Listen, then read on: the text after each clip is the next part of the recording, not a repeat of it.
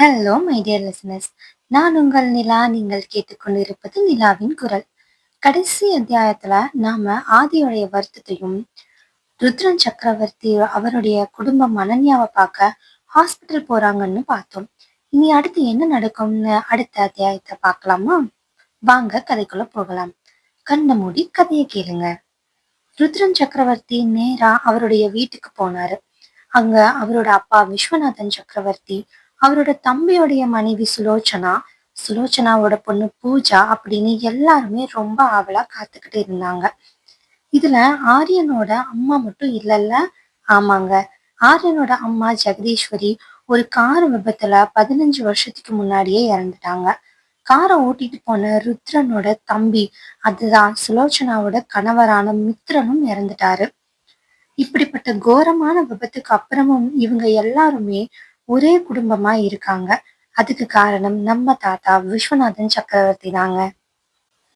சுலோச்சனாவை பெத்த பொண்ணு மாதிரி பாத்துக்கிட்டாரு. தன்னோட சொத்துல ஒரு பெரும் பங்க அவங்களுக்கு கொடுத்திருக்காரு. பூஜா தான் அந்த வீட்டுக்கே செல்லம்.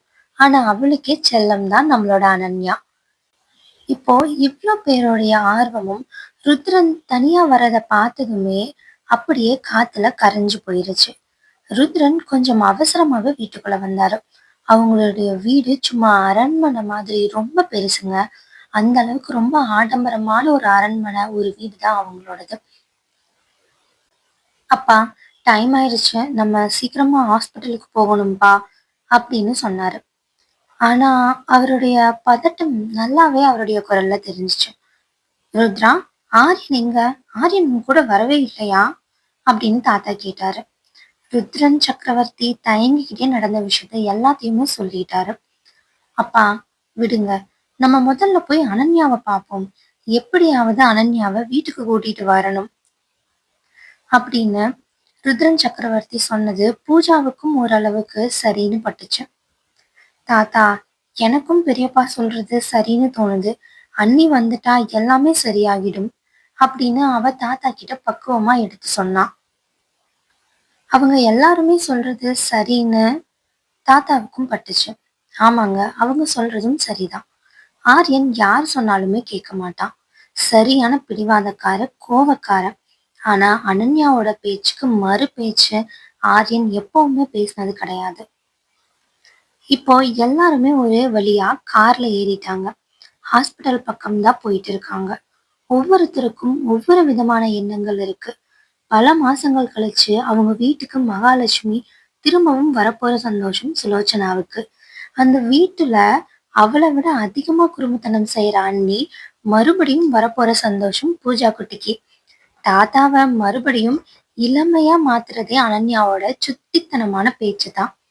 இவங்க எல்லார விடவும் தன்னோட மகனை பல மாசங்களா நரக வேதனை அனுபவிச்சுக்கிட்டு இருக்கிறவனை மீட்டெடுக்க போறவளே அனன்யா தான். அவன் மறுபடியும் வீட்டுக்கு வரப்போறது நிம்மதியா இருக்கு ருத்ரனுக்கு.